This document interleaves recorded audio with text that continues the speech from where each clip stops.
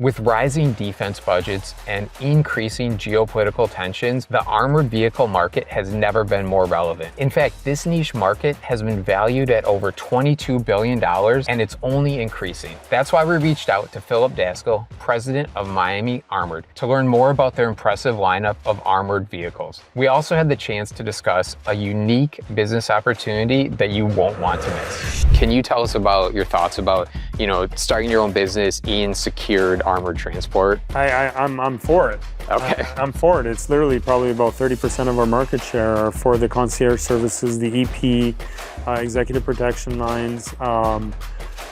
Again, like we're living in some unprecedented times right now, where security is your number one factor. Sure. Right? We know what we're going to sell. We know how fast it's going to take. Yeah. We don't, and we don't cut corners, right? So we don't outsource material. We don't outsource welding. Everything is done under one roof. For people who haven't seen the manufacturing facility, could you kind of give us a walkthrough of, what you've seen when you've been there and what the manufacturing facility is like? Well, first of all, I encourage everybody to step into an armored vehicle manufacturing plant. Can you give me a ballpark on what the cost is to get into it for a vehicle? Sure. Miami Armored is, very well respected for that quality. In North America and around the world. What is the background? Can you give me a background about how you earned that reputation of, international quality, international protection? Absolutely. So Miami Armored is actually a division of the manufacturer. Okay. It's a company up in Canada. It's actually the largest armored manufacturer in North America, probably top 3 in the world. I started there about 20 years ago, helped grow the company to where it is right now. And one thing that, we emphasize on is we're not going to tell you what you need. Sure. We're going to listen to you. We're going to have a conversation. We're going to find out what type of threats you're trying to avoid. Sure. We're going to be, we're going to get into your inner circle of trust. Right? You got to understand, a lot of these people that are buying these vehicles are frightened for their life, for their loved ones. So they need basically someone to talk to that can understand where they're coming from and be able to provide them with some sort of peace of mind, knowing that protection is there.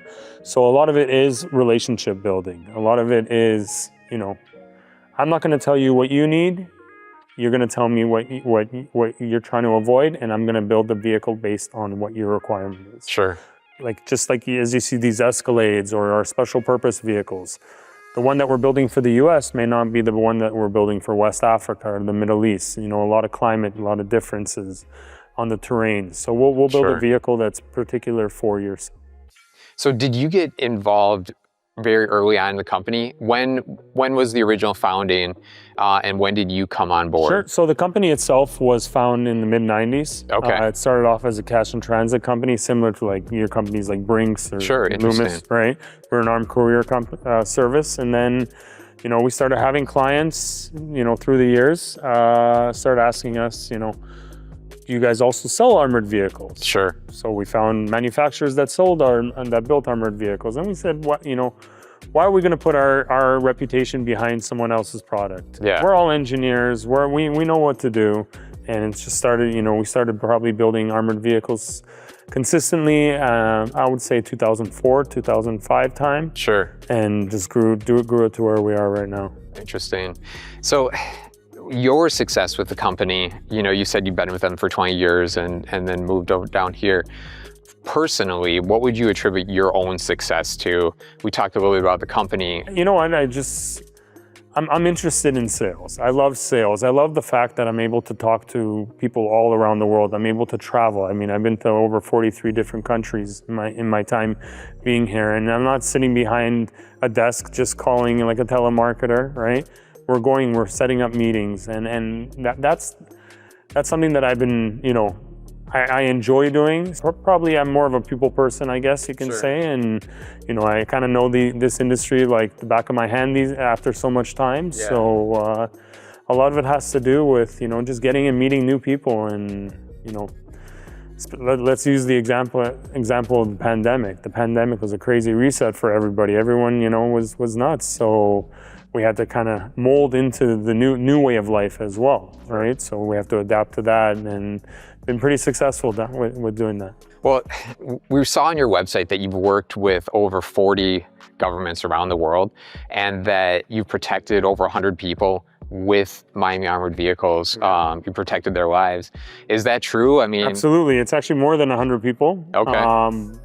A little bit more than 40 governments as well. All right. But what shows that we're actually really active. So I mean, you know, perfect example is in I believe it was 2018. We sold a vehicle to a governor in Nigeria who actually ended up becoming, you know, running for election, running for presidency. Sure. We all know what's happening in West Africa with, you know, Boko Haram, for example, big terrorist organization. Sure. That are kidnapping a lot of people, just, you know, attacking innocent lives. Yeah. And this politician, he was campaigning in the north of Nigeria. Okay.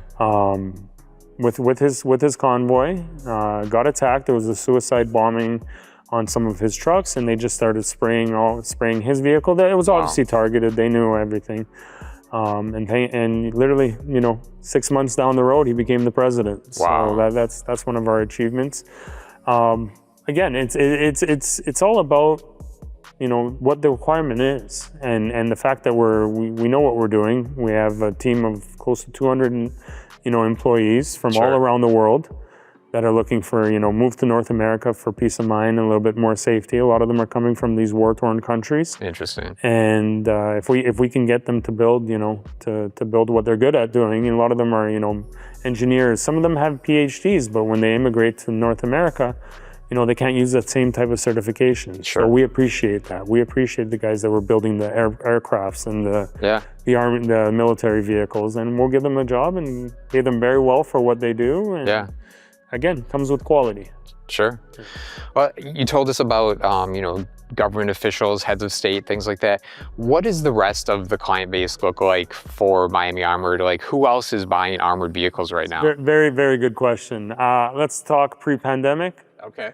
Pre-pandemic, it was your government officials. It was your, you know, high net worth CEOs, maybe your, you know, Fortune 500 corporations. But let's fast forward through the pandemic with all the protests, all the riots, defunding the police. Right. As an example, why we touched ground here in the United States, U.S. became our third largest market share for our vehicles. And we fast forward through the pandemic, and we're still serving the, you know, all the government agencies, law enforcement agencies, your high net worth individuals, your CEOs. But these days we're also servicing, you know, poor old plumber Joe who's driving on the freeway and a stray bullet hits his bumper. He's got to start thinking about, you know, his loved ones, and thank God it hit his bumper and didn't hit him. So we're doing all of the above, you know. We're always doing a lot of professional athletes, a lot of entertainers, regular, you know, John Doe, and basically, you know, every single industry will have a requirement for an armored vehicle, and we see that, and that's what we focus on. For those international clients, what is shipping an armored vehicle entail? I mean, it's much heavier. How do you get those to other people? I mean, obviously we completely vet all our customers prior to a sale, right? Sure. So we want to make sure that we're selling to the good guys first of all. We try to, you know, we will do our proper due diligence on that customer, and once we realize, you know, he's a rich man living in, you know, Angola, for example, and he's been targeted many times, so we'll talk to him just like I'm talking to you. Sure. We'll become your friend. We'll let you know that there's someone here that's here to listen to you, and we'll work out a vehicle for you. And then when it comes down to production, to the shipping process, all our vehicles fit in a container. Okay. We'll pack the container in our factory. We're our last people to have our eyes on that before we seal it. Sure. And then once it goes, most likely by sea, majority of the time, 80 to 90% is by sea. Okay. Some of our clients prefer vehicles yesterday, so we can always fly them as well. Just recently, I mean, with what we see what's going on in Haiti, for example, there's an immediate need for security. Right. Consistently. So we partnered up with an airline to start bringing a lot of vehicles over there. Interesting. For the Royal Police and all that. Wow. That's very cool. So We have two vehicles that are right here, and we looked at MiamiArmored.com and we saw the breadth of the vehicles that you offer on there. Can you tell us a little bit about the different types of vehicles that are offered? Yeah, absolutely. So I mean, you know, you think armored vehicle industry, it's very niche. It's very niche. Not everybody's going to be looking for it, but Sure. you'd be wrong. In every single sector has a requirement for protection, right? Security, let's call it what it is. 2024, almost 25, security is your top industry. Right? Interesting, yeah. So what do we service? I mean, we excel in our luxury SUVs and sedan line. We do stretches, we do bank vehicles, so we call it cash in transit, CIT. Sure. So a lot of the big, you know, armed courier companies. Okay. We service them. We're very well in depth with the law enforcement agency, so we build a lot of their SWAT vehicles. Okay. So we got our hand in a couple different baskets there. Yeah. Is there a most popular vehicle? What do you sell the most of? It depends where. In North America, I would say it's probably your big trucks, you know, your GM line, your Cadillacs, your Yukon, you know, GMCs, Sure. your odd Mercedes G-Wagons, S-Classes. More overseas, it's more of a Toyota brand, right? So they prefer the Toyota Land Cruisers, Toyota Prados, Tundras. You know, Lexus falls within Toyota. Lexus is huge for us in Western Africa. Okay. We ship close to about 25 vehicles a month to Wow. LX600s over there. So it's a little bit of everything. You know, we don't just excel in one particular model, and that's all we do. Sure. If we see that there's, you know, a vehicle that's quite popular, might not be here in the States, but we hear about it in Asia, and we know we can sell a lot of these vehicles, we'll bring one in, we'll do the full R&D on it, and we'll start mass producing. What's up and coming right now? Like, what is that popular vehicle that is on the cusp that might be the next big thing that you work with? So, I mean, the technology is advancing. I mean, you take a look at some of the, you know, regular American OEMs, and they're coming up with, you know, redesigned on the Escalades, continuous body shapes, facelifts, interiors. Yeah. We just finished actually the first Grenadier as well. That's armored right now. Up and coming, I guess it's you know, it's a tough question to answer, I guess you can say, because I mean, there's a lot of things that we keep proprietary as well. Sure, yeah. That we're working on. You know, like we talked about the EVs, for example. Right. EV is something that we want to be able to excel in. Yeah. And we will not put it on the road. We will never sell it until it's a proven product. So we like I said, we invest a lot in our engineering and R&D to make sure. It seems to me, and I might be off base, but manufacturers seem to be changing body styles more frequently now to like do refreshes. Is that something that's challenging? It is a challenge. It is a challenge. Just like as we're talking about the, you know, what we're sitting in front of us here, this is the 2024, 2025 models of all the GM products are going to have a facelift. They're going to have a completely different interior. Sure. Is it challenging?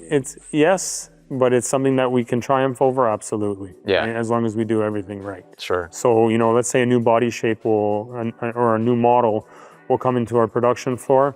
We're not gonna be welding any steel to that vehicle, and you know, for 3 months after our engineers are completed with it. They'll do their 3D scans. They'll do their measurements, you know, little bits and pieces here and there to see how it fits, see how it contains. Yeah. And then once it's proven, we'll start marketing it. Interesting. So for people who haven't seen the manufacturing facility, could you kind of give us a walkthrough of, you know, what you've seen when you've been there and what the manufacturing facility is like? First of all, I encourage everybody to step into a armored vehicle manufacturing plant, a proper one. Sure. Not just, you know, a mom and pop garage, right? But I mean, there's a we go by a 10 to 12 step process. Vehicle will come into our factory. First of all, before we even start touching it, we'll have a quality control team inspect the vehicle. Okay. Make sure it's, you know, there's no repairs required. It's functional. There's no, you know, it's not lighting up like a Christmas tree under the dashboard. Right. Once that's done, then we'll send it to our engineers. Our engineers will create kind of like a recipe book. We got, you know, for the production guys. Sure. Of all the different levels that are required for that particular vehicle. We're not mass producing, you know, a bunch at the same time. Right. We're building, you know, although we do have close to 200 employees, some are mastering other OEMs. You know, we have our guys, we call them the Yankees because they get paid like the Yankees because all they do are Mercedes products. All right. For a regular person to step in, you're going to see the different departments that we use. Okay. Right? So from the vehicle intake to the vehicle disassembly to our CNC laser precision cutters, to our 6-ton brake presses, to our 6-axis milling stations where we're building hinges, even some of the interior work that we do on a vehicle, like a limousine or something like that, Right. the actual seats themselves are designed by us. Oh, wow. The frames are welded by us. The cushioning is done by us. The reupholstery is done by us. Sure. So again, we try to keep everything under the same roof. And for anybody that has the luck to come into a facility, I'm sure your eyes would be wide open. Yeah. On the process, and it is a very stringent process, but something we're used to. How many vehicles can be produced a month from that manufacturing facility? So being one of the largest in there, we keep a lot of material already in stock for the your top brands that we sell. On average, we're pushing out close to about 60 vehicles per month. Interesting. Yeah. Now our facility up north, it's comprised of three factories, all within about a block radius. Some are focusing on the luxury line, some are focusing on the big law enforcement vehicles. A lot of them are focusing on the reupholstery of the limousines, equaling close to about 550,000 square feet. Wow. So we know what we're going to sell. We know how fast it's going to take. Yeah. We don't, and we don't cut corners, right? So we don't outsource material. We don't outsource welding. Everything is done under one roof. Yeah. You've built a well-oiled machine, basically, that has all the parts in order to churn out that kind of inventory. Absolutely. Oh, that's cool. When you break it down to the basics, what makes an armored vehicle different than a regular vehicle that we have? So let's talk about the production of one. So when we talked about how a vehicle comes in, once it's inspected by our quality control team, it goes to the bay. Sure. This vehicle, like this Escalade right here that you see here, is completely taken apart right down to its frame. Okay. Literally, it's just like it could be a $300,000 vehicle. When it's disassembled, it just looks like a piece of steel. Our job is to make it look like a $500,000 vehicle, right? Sure. So we'll completely disassemble everything. We'll start building our armored capsule around the the doors, the pillars. In this case, we have 360-degree protection, right, of the passenger compartment. So it starts at the firewall, all the way to the back, that bulkhead door that we talked about, your pillars, your ceiling, your battery, computer, fuel tank. Actually, on the floor, what we use is a blast protection. It's a special material that certified to protect against 2 grenades exploded at the same time. Now, the last time we've heard of any grenades being thrown in the U.S., probably a civil war, but it's got it just in case, right? So it's that little bit of extra protection. And then once the manufacturing is done, we'll definitely beef up the suspension to make it feel like a regular vehicle. Make it look like it just came out of the dealership, right? Sure. So it blends in very well with the traffic, and the client will enjoy the performance of the Escalade, not of a military tank, right? So we keep the performance intact as well. Interesting. I think one thing that everybody wants to know is what kind of testing is done as far as how does a vehicle get rated against grenades or against a certain caliber of bullet? Do you have a facility where you're throwing grenades at the vehicles or shooting bullets at them? So we're not throwing it at the vehicle or else we'd be out of business. Sure. We're throwing it at the material, right? So we get a lot of client inquiries from suppliers to be our go-to ballistic steel guys. Sure. They provide us with their testing results. We also have a testing facility in-house at the plant that will also test it. Then we'll send that material over to a third-party laboratory to make sure that they test it as well. And if it's all approved, then it's something that we would put on our vehicles. Okay, interesting. Well, you mentioned earlier there was kind of like a pre-COVID market for armored vehicles and a post-COVID market for armored vehicles. What does the next 10 years look like for the armored vehicle industry? Next 10 years, next 5 years, next 20 years, security. It's all about security. Everybody, we talked about post-pandemic, the world has changed. Sure. Let's call it what it is. I mean, here in the United States, it was never even on our radar. Yeah. We wouldn't, your odd odd police departments or your odd, celebrities will buy a vehicle. Fast forward through the pandemic, and U.S. is number 3 right now. Wow. Right behind a country in Southeast Asia and West Africa. Okay. So, it's literally become the wild, wild west right now. There's continuous shootings. People are, they say the pen is mightier than the sword. They're going back to the old ways where the sword is mightier than the pen, unfortunately. And that's why we touch ground here to be able to give, clients an alternative means of security. Interesting. If a vehicle is involved in an incident, is there a way to like refresh it, or is it kind of like a helmet? If it gets cracked, or dented, you want to change it out for a new helmet? No, I mean it depends on the impact, right? If let's say there's someone was shot at the glass. Glass is easily replaceable. We don't need to replace the whole vehicle. Sure. But if somebody has sprayed, the engine compartment or has completely sprayed the vehicle, we can do body work, but I mean, we're going to take a look at the armor. The armor will protect against that bullet, but it might be dented. So it kind of serves its purpose in that case. Sure. Majority of the clients that have been attacked in our vehicles, once, of course, they survive, they're ready for another vehicle. Sure. Interesting. One of the things that kind of piqued our interest about armored vehicles was an article on your blog about there being a business opportunity for secured armored transport. Absolutely. People that watch this channel, they're interested in starting their own business. Can you tell us about your thoughts about, starting your own business in secured armored transport? I'm for it. Okay. I'm for it. It's literally probably about 30% of our market share for the concierge services, the EP, executive protection lines. Again, like we're living in some unprecedented times right now, where security is your number one factor. Sure. Right? So I mean, if you're able to create a company that you can protect somebody, or you can give your clientele the peace of mind knowing that they are protected, I definitely encourage it. It is on the rise, I can tell you. A lot of people are starting to believe in this. Sure.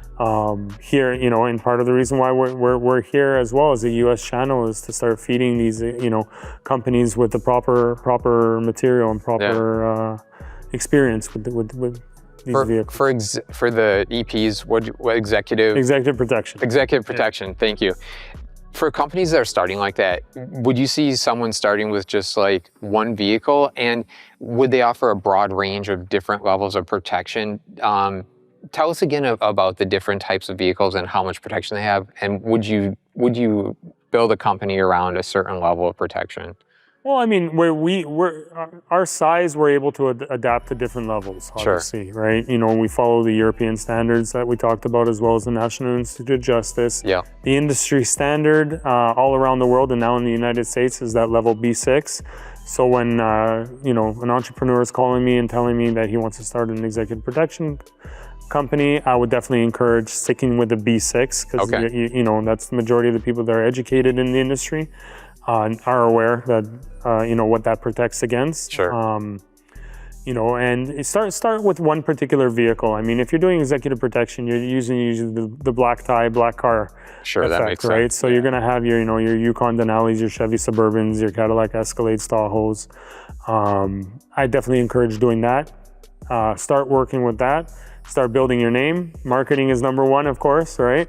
And funny enough, we as a company invest a lot of our resources into marketing, but the majority of our clientele is all done by word of mouth. Interesting. Right. So yeah. You have a big rich guy, waking up in the morning, looking over at his neighbor in his mansion. His neighbor is polishing off a new Ferrari or something like that. So he's got to one up him. So he has some status. He'll definitely invest in an armored vehicle as well to kind of one up him. But at the end of the day, again, the reason why we're here is to provide that secondary means of secured transportation. Sure. What is the base level entry? Can you give me a ballpark on what the cost is to get into it for a vehicle? Sure. So if you're just starting off and you have the resources to purchase a brand new vehicle, I always encourage that. That way, you don't know if that previous vehicle has been in an accident, sure. Or you got to take a look at the Carfax in detail. Yeah. But I would definitely try and push you to purchase a brand new vehicle. We'll provide education on it. We'll provide training on it as well. Okay. We offer the whole, the 10-step program, I guess you can say, on starting a security company. So, And part of our success actually has been our after-sales support, right?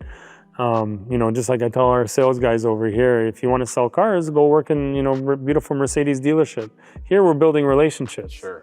Right? Your job's not done until that client is ready to purchase another vehicle for you. So we become friends with our clients. Yeah. But yeah, I mean, going back to that, I would say, you start off with one vehicle if you have the means for it. If you don't have the means for it and you want to try it out, then our kind of rule of thumb is find a vehicle that has an armoring design already to it. Let's say 4 or 5 years old maximum. Sure.